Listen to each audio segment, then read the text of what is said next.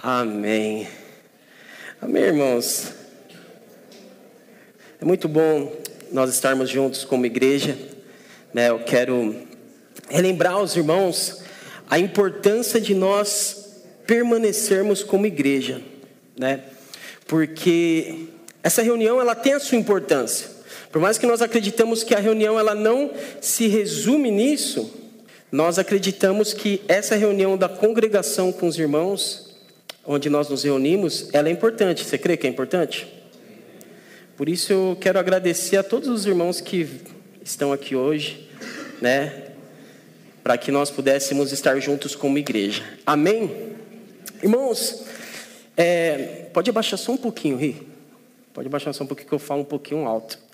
Irmãos, eu estava, estudando a palavra de hoje. Já peço perdão por alguns erros, talvez, de digitação. É que eu não tive tanto tempo para fazer o slide.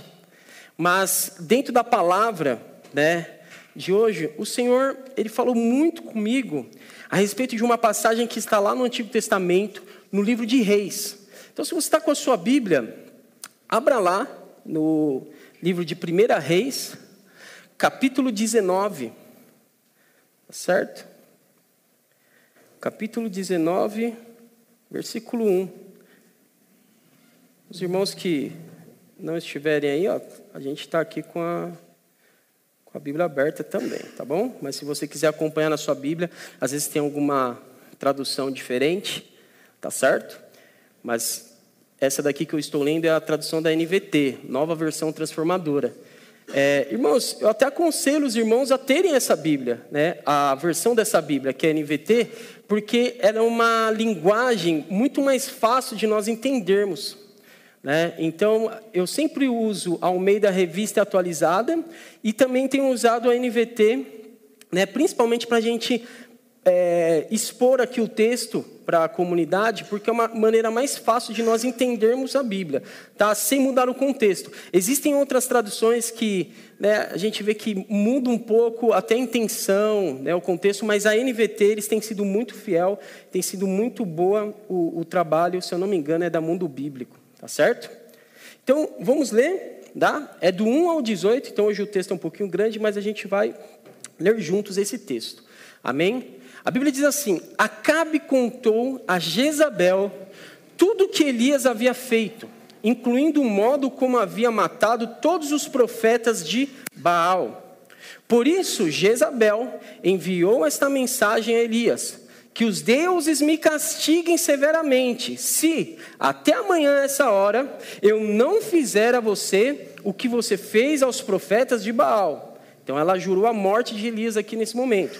Versículo 3. Elias teve medo e fugiu para salvar a vida. Foi para Berseba, uma cidade em Judá, e ali deixou seu servo. Depois foi sozinho para o deserto, caminhando o dia todo. Sentou-se debaixo de um pé de giesta e orou, pedindo para morrer. Já basta, Senhor, disse ele. Tira minha vida, pois não sou melhor que os meus antepassados, que morreram.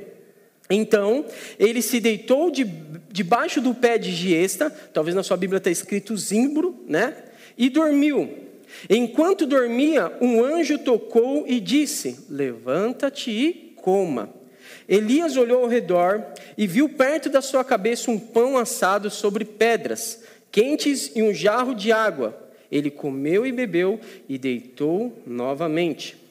O anjo do Senhor voltou a tocá-lo mais uma vez e disse: coma um pouco mais, do contrário não aguentará a viagem que você terá pela frente.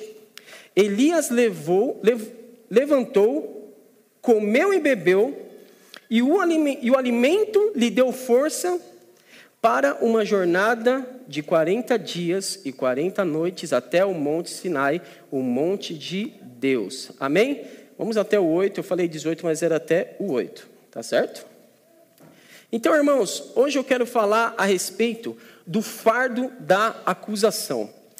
Quando a gente vê esse texto, a gente vê uma personagem que talvez a gente ouve falar bastante, obrigado, Rê, que é Jezabel. E talvez os irmãos já ouviram falar do espírito de Jezabel, né?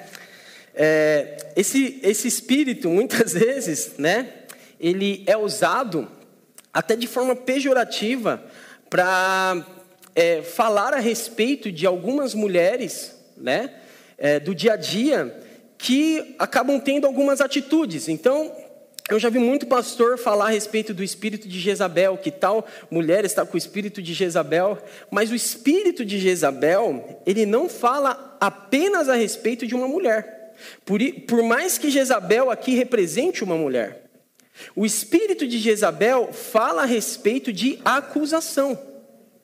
Então, irmãos, o espírito de Jezabel, o objetivo dele é minar um profeta de Deus, um ministro de Deus. Então, existem muitas coisas onde o espírito de Jezabel, ele pode estar incluído, ele pode estar se manifestando. E não apenas isso se resume na vida de uma pessoa. Então hoje, né, eu quero pegar essa história e para os irmãos entenderem, né, Jezabel aqui era a mulher de Acabe, que era rei de Israel. E ela mandou matar Elias, ela estava perseguindo o profeta. E Elias se sentiu intimidado. No momento que Elias, né, ele se sentiu acusado, ele se sentiu intimidado, a vida dele começa a tomar outros rumos. E é isso que eu quero mostrar para os irmãos hoje aqui. A primeira coisa que eu quero falar para vocês é como que a gente identifica a acusação na nossa vida. Primeira coisa. Então, a primeira coisa que a gente tem que entender é que a acusação, ela sempre vai vir de pessoas. Ela nunca vai vir de Deus, que Deus também é uma pessoa, mas o diabo sempre vai usar pessoas, ou a pessoa dele para te acusar, ou uma outra pessoa próxima a você, ou o diabo usa você mesmo para te acusar. Mas em todo momento, a acusação sempre vai vir de alguém. A segunda coisa é que a acusação, ela sempre irá te rebaixar. Por quê? Porque nós podemos confundir a acusação com admoestação entre os irmãos. Então, às vezes, né, um irmão, com muito amor, ele vem nos mostrar que nós estamos errando em alguma parte da nossa vida. E aquilo talvez venha como confronto para você. E ninguém gosta de ser confrontado, né? Ninguém gosta de ser, às vezes, contrariado. E aí, talvez a gente toma aquilo como acusação, mas não é acusação.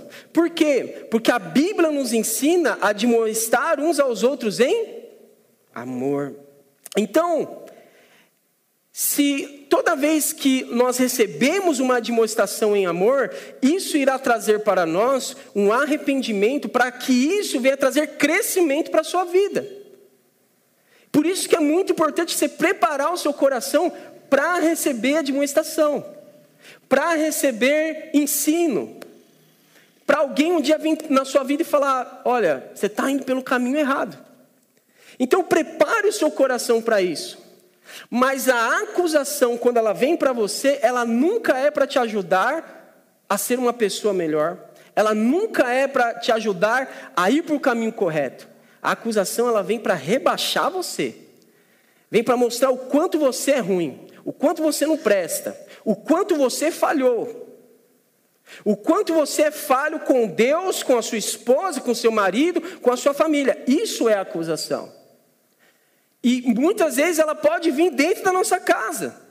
A acusação pode vir por parte do seu marido, do seu pai, do seu filho, da sua esposa, que tenta sempre mostrar o quanto você está errado, que tenta sempre mostrar o quanto que você faz mal, talvez para ela, ou fez mal. Isso é acusação.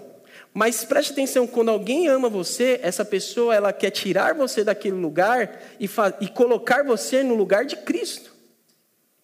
Sempre te ensinar Cristo.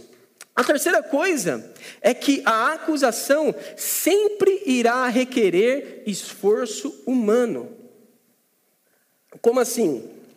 Quando você está debaixo de acusação, você sempre vai ser acusado por aquilo que você fez ou deixou de fazer. Sempre mostrando para você que você falhou em algum momento, que você talvez não orou direito, que você não leu a Bíblia o quanto você deveria, que você não foi para a campanha como deveria. Sempre tentando mostrar para você que você não foi um bom pai, que você não trabalhou como deveria, sempre mostrando o seu esforço, o quanto você foi falho no seu esforço.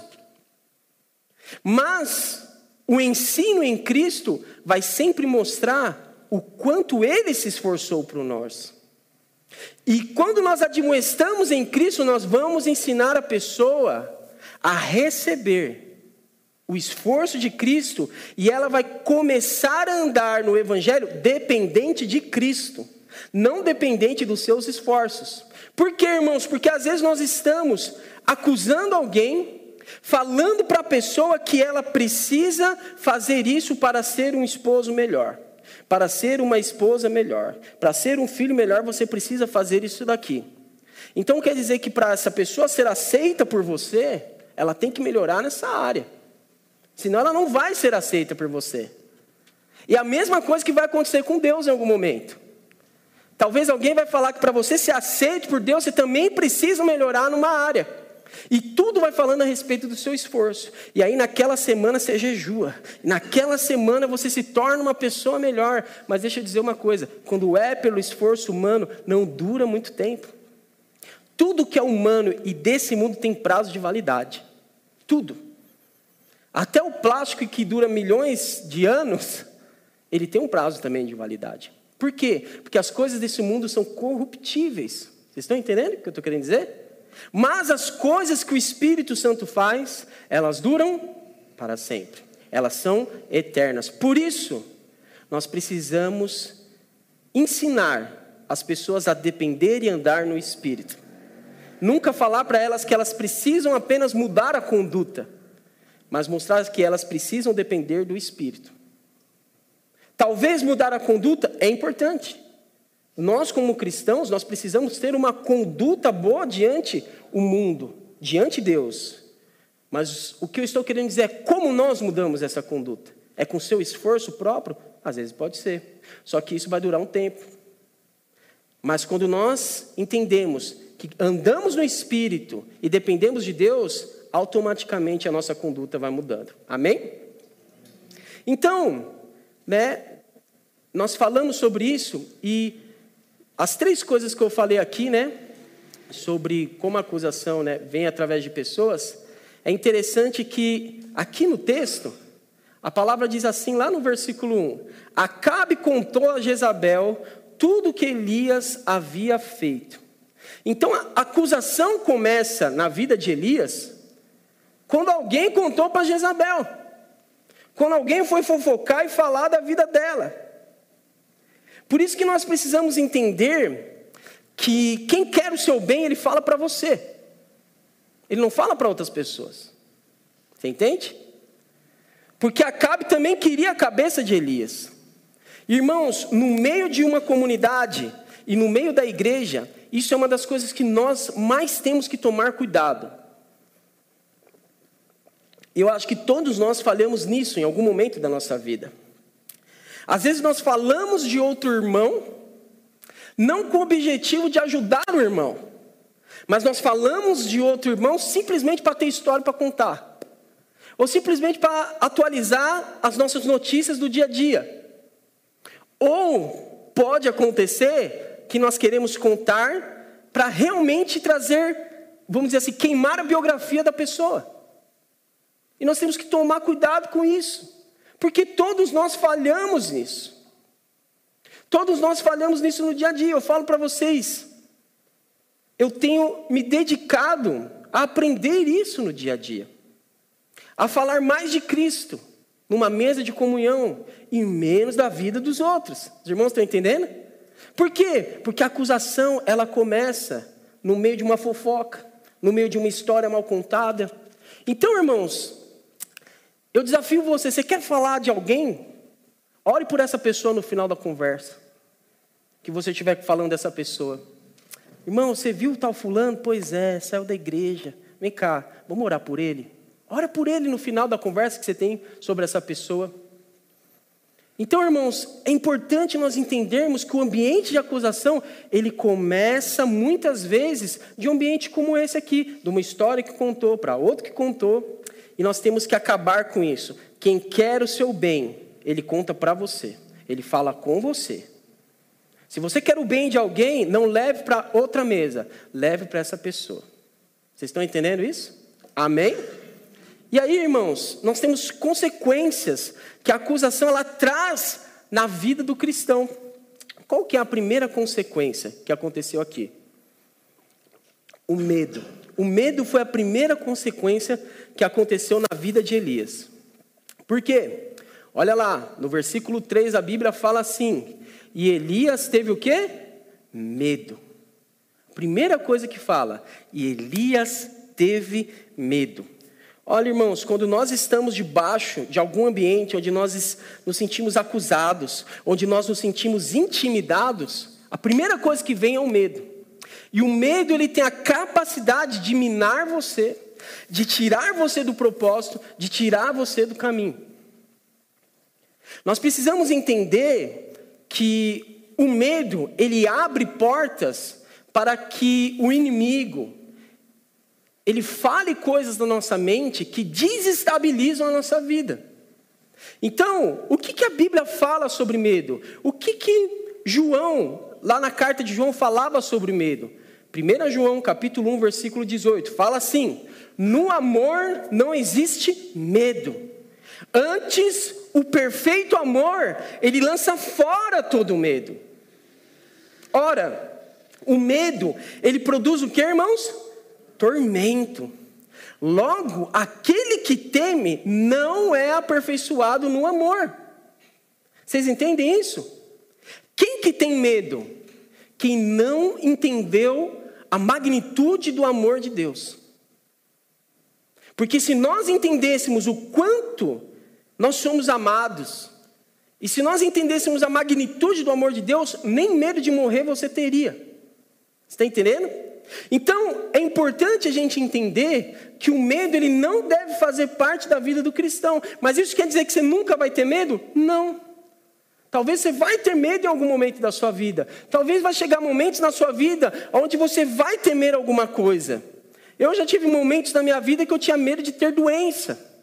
Eu já tive momentos na minha vida que eu já tive medo de nunca ter filho. Eu já tive momentos na minha vida, quando eu era criança, que eu tinha medo de dormir. Alguém já teve medo de dormir aqui? Não é estranho esse medo de dormir? Todos nós temos medo, porque o medo ele faz parte desse mundo natural. Mas como que nós vamos vencer o medo? Quando nós recebemos o perfeito amor de Cristo. É Ele que lança fora o medo. Amém, irmãos? Outra coisa que a acusação traz, ela trouxe fuga. E perceba, pessoas acusadas, eles fogem. Pessoas acusadas estão sempre fugindo. Fugindo do quê? Fugindo de Deus. Fugindo de outras pessoas. O que acontece quando Adão se sente acusado no jardim? Gênesis fala, quando eles ouviram a voz do Senhor Deus, que andava no jardim pela viração do dia, o que eles fizeram? Se esconderam da presença do Senhor Deus. O homem e sua mulher por entre as árvores. Então, quando nós sentimos acusados, nós fugimos do próprio Deus. Porque temos a mentalidade errada do amor de Deus. Quando nós nos sentimos acusados, nós perdemos o propósito que nós fomos colocados. Quando nós nos sentimos acusados, a gente foge. Foge, sabe por quê? Porque às vezes nós temos até medo de Deus. Medo do que Deus, vai falar para nós. Tem pessoas que têm medo do que Deus vai pensar, medo do que Deus vai falar. Quando você se sente acusado, você abre mão de coisas que Deus te colocou, e foi assim com Elias. O que aconteceu com Elias? A palavra fala que Elias, no versículo 3, ele teve medo e fugiu. Teve medo e foi embora. Não falou tchau para ninguém. Sabe, irmãos, às vezes acontece isso. Você está caminhando com pessoas, quando você menos vê, a pessoa some. Cadê essa pessoa? Sumiu. Nunca mais vi. E às vezes, pode ter acontecido muitas coisas, mas muitas vezes essa pessoa está debaixo de acusação. E fugiu. E prefere viver só. Outra coisa que nós vemos aqui é que quando a pessoa também está debaixo de acusação, ela acaba virando uma pessoa egocêntrica. Por quê? Porque aqui você vê que quando Elias estava debaixo de acusação, ele quer fugir, ele tem medo, quer fugir, mas para que ele quer fugir? Ele quer fugir para salvar a sua vida. A partir desse momento, Elias para de confiar em Deus e agora ele fala, o que importa agora é minha vida. E sabe de uma coisa, irmãos? Às vezes, as batalhas da vida, às vezes, as acusações que vieram sobre nós, nos deixou pessoas que agora só pensam em nós mesmos. Quer saber? Esse negócio de igreja, esse negócio de comunidade, não quero mais saber disso não. Agora eu vou pensar mais em mim. Vou pensar mais na minha vida. Vou pensar nos meus planos, nos meus sonhos. Sabe, irmãos, o Evangelho não fala a respeito de você pensar em você. Não fala a respeito de você sonhar os seus sonhos. O Evangelho fala a respeito de um Deus que se entregou por você. E a esperança é que você faça igual a Cristo. Filipenses, capítulo 2, versículo 4, diz assim: não procurem apenas os próprios interesses, mas preocupem-se também com quem? Os interesses alheios. Tenham a mesma atitude demonstrada por Cristo. O que Paulo está querendo dizer aqui? Paulo não está falando que você não deve se preocupar em nenhum momento com você. Não é isso que ele está querendo dizer. Mas ele fala, se preocupe também com as pessoas, na mesma medida. É importante você procurar um bom emprego para você trabalhar? Claro que é. É importante você procurar sustentar sua família? Claro. Eu procuro fazer isso. Só que deixa eu dizer uma coisa, irmãos. Existiam momentos que essas coisas começaram a tomar o meu coração. E começaram a me tomar de uma tal forma que eu falei, mano, eu acho que é isso que eu tenho que me preocupar com a minha vida. E a pergunta é, pastor, você já pensou em desistir? Uma pessoa me fez uma pergunta esses dias. Você já pensou em desistir? Eu falo, já. Quantas vezes? Muitas. Não foram poucas, mas muitas. Vocês não têm ideia. Eu já perdi as contas. E talvez você também já pensou em desistir de coisas na sua vida. Mas sabe, irmãos, toda vez que eu penso em desistir, eu sempre lembro de Cristo me chamando para fazer a obra dele. E eu não sou privilegiado, porque ele também te chamou para fazer a obra. E a obra de Cristo, ela fala a respeito de pessoas. Vocês estão entendendo? A obra que Cristo quer fazer na sua vida nunca vai ser sozinho. Você nunca vai estar sozinho. A obra que Cristo quer fazer na sua vida precisa de gente, precisa de pessoas. Só que as pessoas que vêm no meio do caminho é gente que às vezes você não vai gostar. É gente que às vezes é difícil de relacionar. Às vezes as pessoas que vêm no seu caminho, vem muita gente boa. Mas às vezes a pessoa que vem no seu caminho é gente difícil de lidar. E sabe de uma coisa?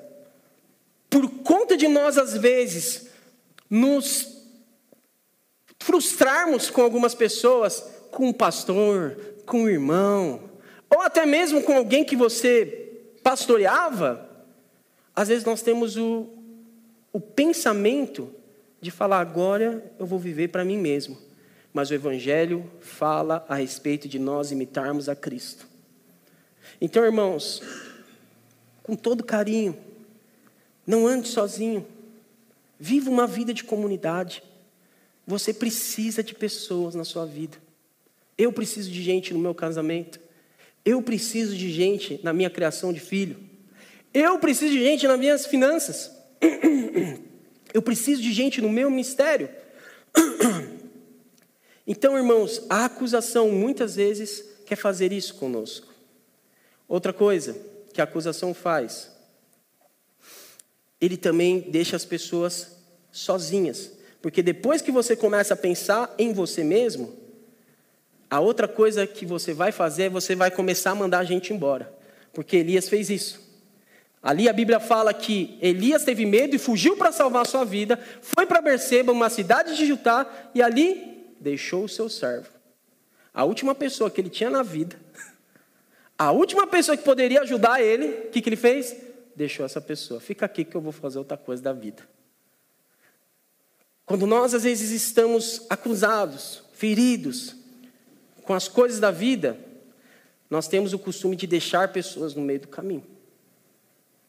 E sabe, irmãos, isso é uma luta também para todos nós. Porque é muito mais fácil você matar alguém do que investir nela. É muito mais fácil você viver sozinho do que você se relacionar. Porque você sozinho é um mar de paraíso às vezes. Você assiste o filme que você quer. Vamos falar do solteiro.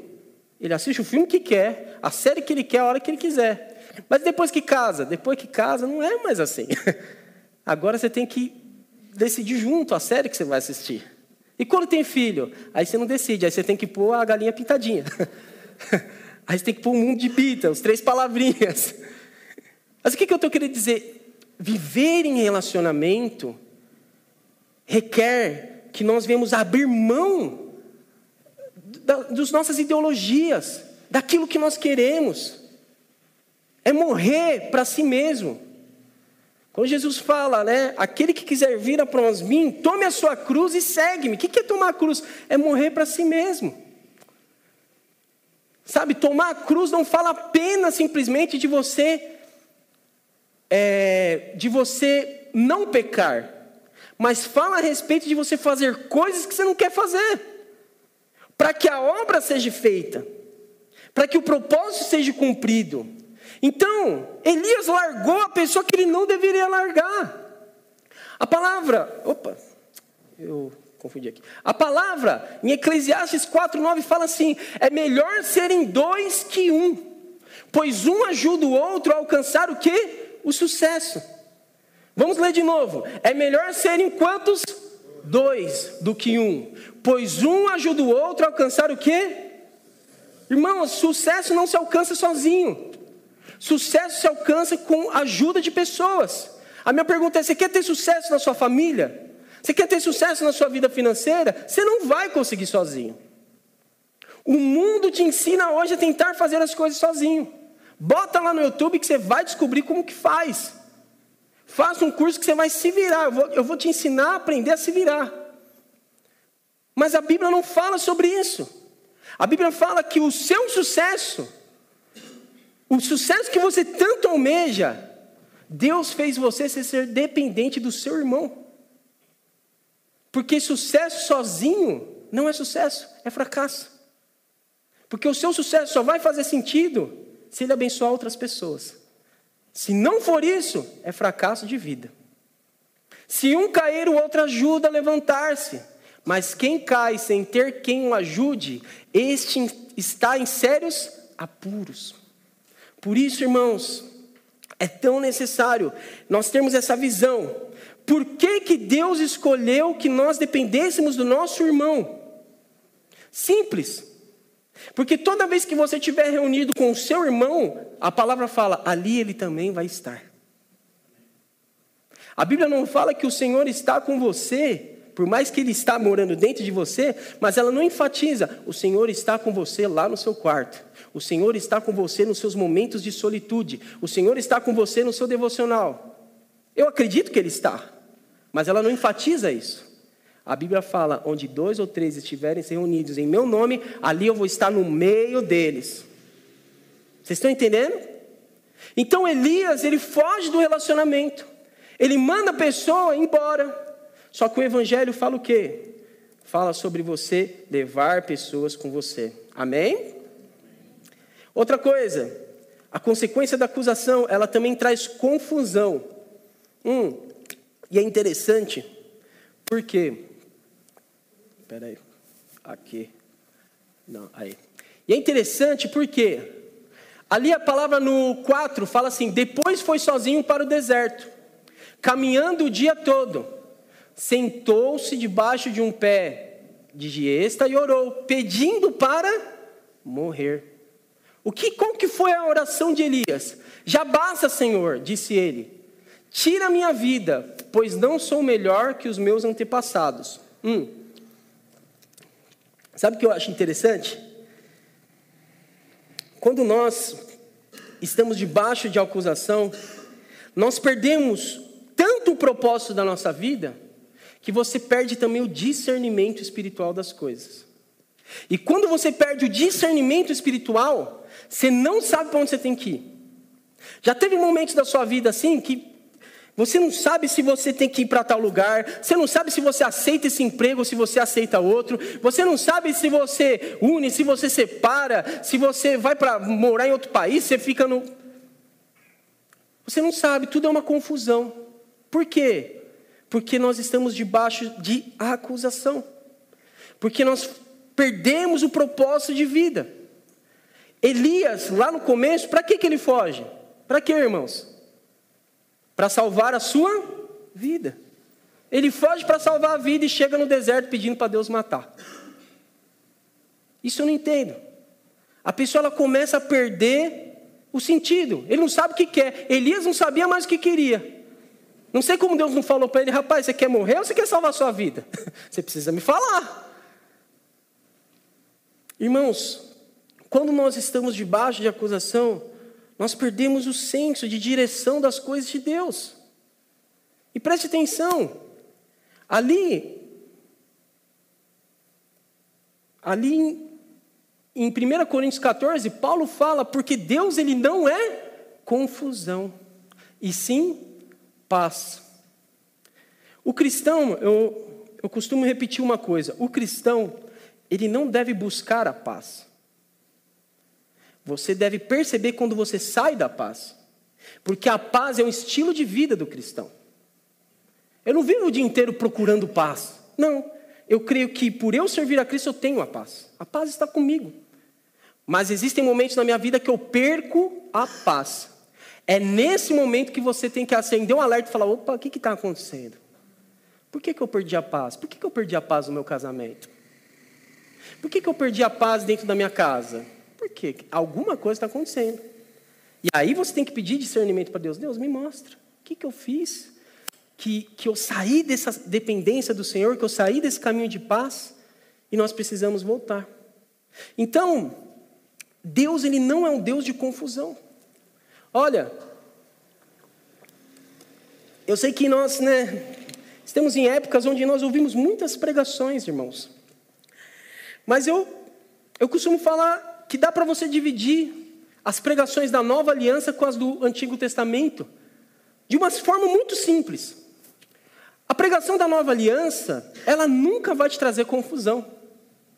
A pregação da Nova Aliança, ela sempre te traz coisas concluídas em Cristo. Mas a pregação da Velha Aliança, do Antigo Testamento, ela sempre vai colocar dúvida no seu coração. O que ela pergunta para você? Será que você está jejuando bastante? Há quanto tempo que você não ora? Há quanto tempo que você não jejua? E aí você começa a perguntar: rapaz, faz tempo mesmo, hein? Olha só, eu sou um mau cristão. Há quanto tempo você não leva a sua esposa para jantar? Nossa, é verdade, acho que eu sou um mau marido, hein? Você vê como é diferente? Agora, quando eu olho para você e falo: marido, ame a sua esposa como Cristo amou a igreja. Ele entregou tudo por ela. Isso me enche de alegria, a um ponto que eu falo: cara, assim como o Senhor amou a igreja, eu tenho que tratar a minha esposa.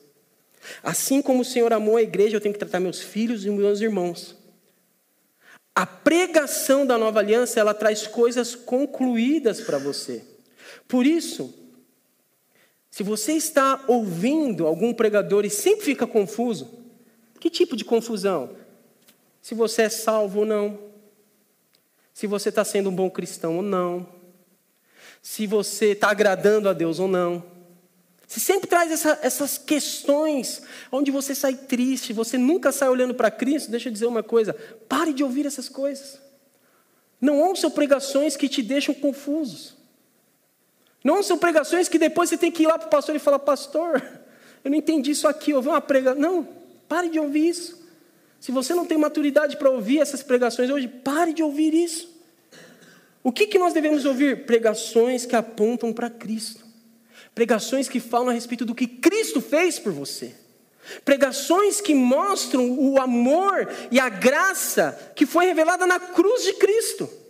E por mais que o pregador fale: olha, é necessário orar, você tem que se dedicar a jejuar, mas tudo isso vai ser depositado em Cristo. Amém, irmãos?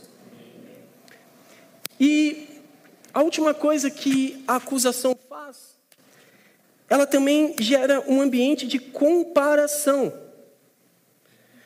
Por quê? Porque Elias, quando orou, ele falou o quê? Senhor, olha o que ele fala lá. Ele fala assim, cadê? Ali, ó, no 4, ele fala: já basta, Senhor, disse ele, tira a minha vida, pois eu não sou melhor que os meus antepassados. Nesse momento, Elias vai e se compara com seu pai, com seus antepassados, com os outros profetas.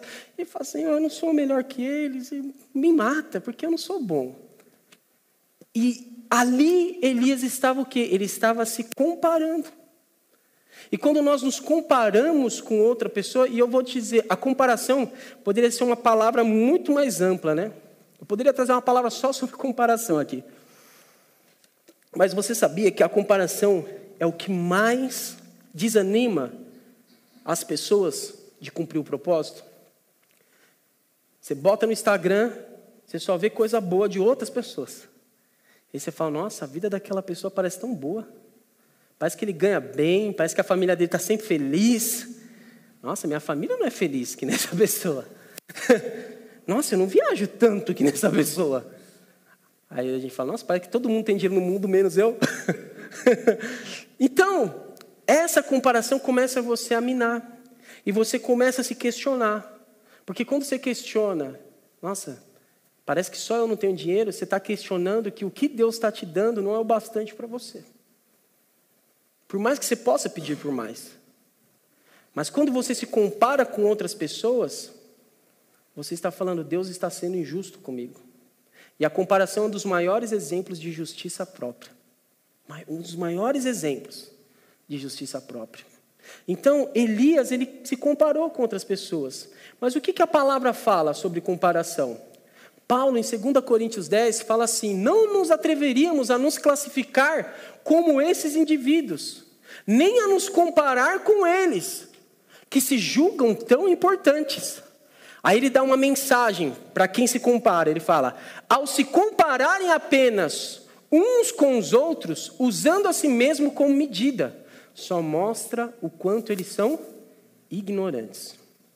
Toda vez que nós nos comparamos com alguém, com um homem, isso é ignorância da nossa parte. E o que é ignorância? É quando você não está entendendo, quando você não sabe algo. E o que você não está sabendo? Você não sabe que o nosso padrão, que nós devemos nos comparar, não é a medida dos outros. Ele fala: usando a si mesmos como medida. O que Paulo está falando? Presta atenção, filho. A medida não é você. O padrão de comparação não é você. E nem outro homem nessa terra.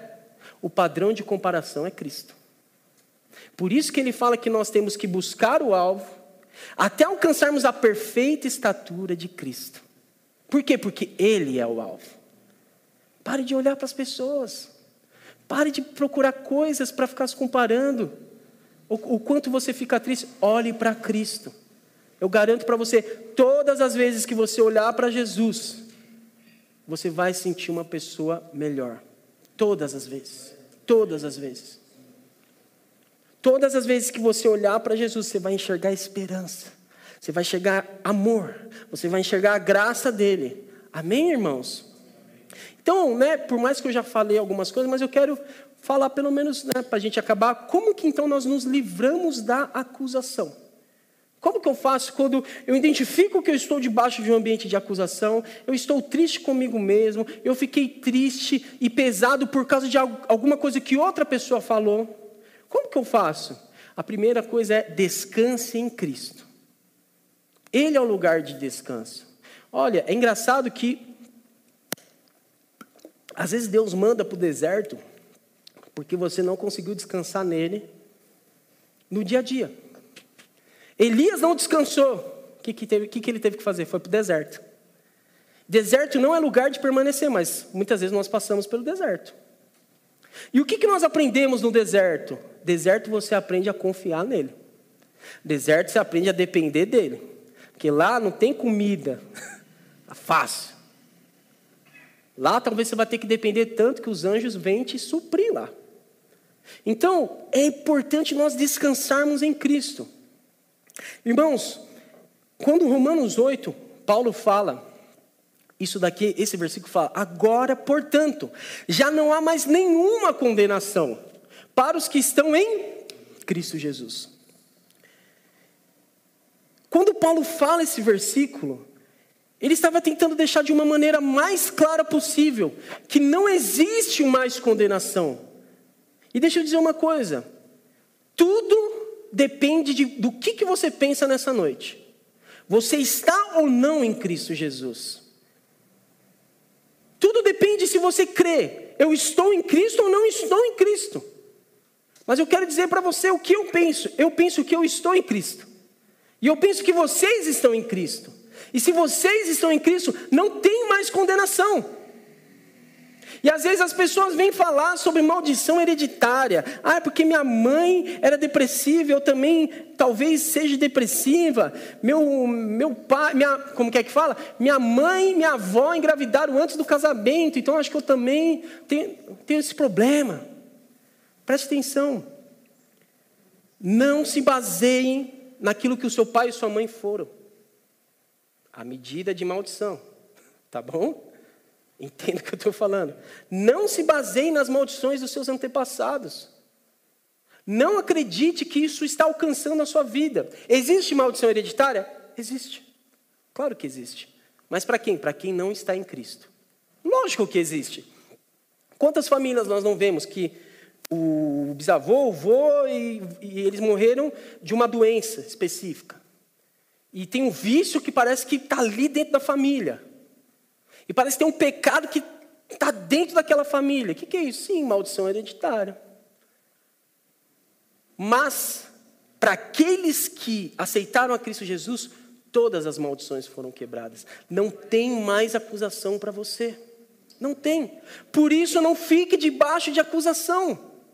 Não fique debaixo de nada que o diabo venha falar para você. Por quê? Porque Cristo nos salvou de toda maldição. Amém? Segunda coisa, se alimente. Se alimente do quê? É aí que está a palavra. Do que você vai se alimentar no dia a dia? Então, Jesus ele fala o seguinte, lá no Evangelho de João 3:13, fala assim, irmãos, Filipenses, desculpa, não, tá certo isso daqui? Deixa eu ver, acho que eu errei o versículo, hein? É essa aqui, né? É, essa aqui. Só inverti. Fala assim, pois a minha carne é a verdadeira comida, e o meu sangue é a verdadeira bebida. Quem comer da minha carne e beber do meu sangue, o que acontece com essa pessoa? Permanece em mim. Mas isso é tão forte que você permanece nele, mas ele também permanece em você. O que Jesus está falando aqui? Nós nos tornamos um. Jesus se torna um quando você se alimenta da carne e bebe do sangue, tá?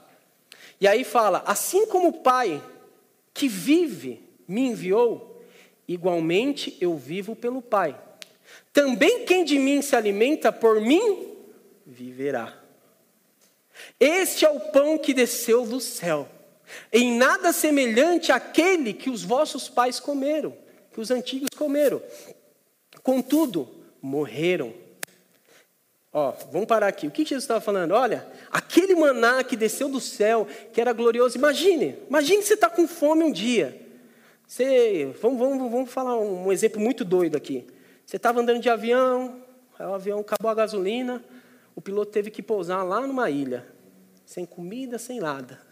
E aí você está com fome, não acha comida, e você ora, fala, Senhor, envia comida. E começa a cair do céu pão. Fala para mim se não é um negócio glorioso. Você nunca mais ia esquecer dessa experiência na sua vida. E muito mais que isso, ia contar para todo mundo. Nós ia sentar na roda e o Rodrigo ia falar, cara, um dia eu estava numa ilha, começou a chover pão. Você não tem ideia do que aconteceu. É mesmo? E nós ia duvidar, né? Que nem nós sempre faz das histórias do Rodrigo. Brincadeira, Rodrigo. Mas a gente ia falar, rapaz, será que caiu pão mesmo? Mas a Anessa fala, não, eu estava com ele. E as pessoas do avião começam a falar, não, eu estava com ele também, realmente, caiu pão. Porque é uma experiência muito forte, você vai ter que contar. Paulo está falando, Jesus está falando, olha, aqueles que comeram do pão que caiu do céu do deserto, eles morreram. Por mais que fosse gloriosa a experiência, eles não foi o suficiente para salvar o espírito deles, é isso que Jesus está falando. Mas ele fala, mas aquele que comer este pão, que é Cristo, ele viverá eternamente. Quantos comerem do pão eterno? Você tem a vida eterna. Por quê? Porque você se alimentou de Cristo. Por isso, em momentos de acusação, em momentos de luta, coma de Cristo. Para de ouvir baboseira do mundo. Para de ir lá abrir sua vida para o vizinho. Para, por favor. Peraí que fala no microfone que tem que... Sim. Sobre essa passagem mesmo, né? Porque Jesus ele fala a respeito de você comer dele, beber do sangue dele. Né? Isso nada mais é do que a Santa Ceia. Jesus estava falando sobre ela, desse momento que iria acontecer. Sim. É interessante que quem não come de Cristo não consegue andar com ele também. Porque, assim, na Bíblia ela usa muita numerologia, então todo número tem um significado. Em João 6:66, que é João 666, né? Porque, é verdade. O mestre Rodrigo, vai lá. O João 666 é o versículo que fala que então muitos o abandonaram. Porque ali eles vão embora para viver uma vida sem Jesus, mano. Pensar em si mesmo, né? Sim, vai viver porque uma... Porque o 66 fala do homem sem o Cristo, homem sem Deus. Pensando em si mesmo. Exatamente. Boa. Muito bom. Amém. Muito bom, Digo. Então, realmente, né, isso que o Digo falou e que nós estamos falando sobre o pão, nós temos que ter uma prática diária. Porque, preste atenção, por mais que o pão caiu do céu, Moisés não enfiou pão na boca de ninguém. Jesus falou, olha, está aqui o meu pão, repartiu para os discípulos. Mas Jesus não pegou o pão e enfiou na boca de ninguém. Falou, come isso aqui. Não. Por quê? Porque a decisão de comer é sua. O que Jesus faz? Ele bota pão na mesa. Qual que é a nossa função no nosso dia a dia, na nossa família, na igreja? Bota o pão na mesa. Mas comer, aí depende de você. Por isso, irmãos, que é necessário todos os dias nós nos alimentarmos de Cristo, pegar a palavra, estar conectado, buscar revelação em Cristo Jesus. Para quê? Para que nós fiquemos livres de toda armadilha que o diabo está colocando de acusação sobre nós. Amém? E por último, tem o último aqui. Por último siga o caminho. O que é seguir o caminho? Elias, né, depois que ele comeu ali do pão que o anjo deu para ele, ele levantou, o que o texto fala ali no 8? Fala assim, Elias se levantou, comeu e bebeu o alimento, e esse alimento deu forças para que ele tivesse uma jornada de 40 dias e 40 noites até o Monte Sinai, o monte de Deus. Né? Aqui começa outra pregação, né, que provavelmente eu vou falar na próxima reunião. Mas aqui é importante a gente entender que quando nós nos alimentamos do alimento dos céus, porque esse alimento foi dos céus, quando nós nos alimentamos do alimento dos céus, isso nos dá força para o quê? Caminhar. Então, é necessário que quando você está sobre ambientes de acusação, você não deixe de caminhar. Não fique parado ali. Você pode ter dias em que você está ali no deserto, pensando na sua vida, dias que você precisa para recuperar as energias. Você pode ter dias assim, mas o que eu estou querendo dizer, você não pode parar. Existe um propósito de vida para você. Existe um propósito que nós temos que continuar. E aquele propósito levou Elias a caminhar até o propósito que Deus queria, que naquele momento era o Monte Sinai, ou o Monte Horebe, que é o mesmo monte. Então, irmãos, o que eu quero dizer para vocês nessa noite? Não deixe que nada venha estagnar vocês de Cristo. Há uma jornada para nós nesse caminho cristão. Há coisas muito, muito maiores que Deus quer fazer na sua vida. Aqui, Paulo, ele fala assim, em Filipenses 3:13, fala assim: irmãos, quanto a mim, não julgo havê-lo alcançado, mas uma coisa eu faço, esquecendo-me das coisas que para trás ficaram, e avançando para as que diante de mim estão, prossigo para o alvo, para o prêmio da soberana vocação de Deus em Cristo Jesus. Amém? Irmãos, Paulo disse assim, Isaac, Paulo disse que existe um alvo. Nós alcançamos a plenitude? Não podemos falar que nós alcançamos. Mas qual que é o nosso papel? Continuar avançando. Existe uma obra de Deus para você. Sabe, se na sua vida sentimental, no seu casamento, parece que as coisas pararam, deixa eu dizer uma coisa, continue. Não pare, continue buscando. Se no seu ministério em Cristo você sentiu que um dia as coisas estagnaram e você largou e parou de confiar na obra de Deus, deixa eu dizer uma coisa, continue, não pare. O Senhor tem algo para você. Se existem coisas na sua vida que você não tem mais vontade de orar porque você não acredita mais que vai acontecer, deixa eu dizer uma coisa para você, olhe para Cristo, prossiga para o alvo. Por quê, irmãos? Porque a nossa vida não fala a respeito de nós fazermos aquilo que nós queremos, mas fala a respeito de nós fazermos aquilo que o Senhor quer. Aquilo que o Senhor quer. A lei te ensina a agradar a Deus para você ser aceito. Mas a nova aliança te ensina a agradar a Deus por aquilo que Deus fez por você, por amor. Agradar a Deus não é errado. Nós devemos agradar a Deus, sabia disso? Existem vários versículos na nova aliança que falam a respeito de agradar a Deus. Só que a diferença é, eu não agrado a Deus para ser aceito. Ele já me aceitou. Mas eu agrado a Deus porque eu fui aceito por Ele. Obrigado, Senhor. Obrigado, Deus, por essa noite.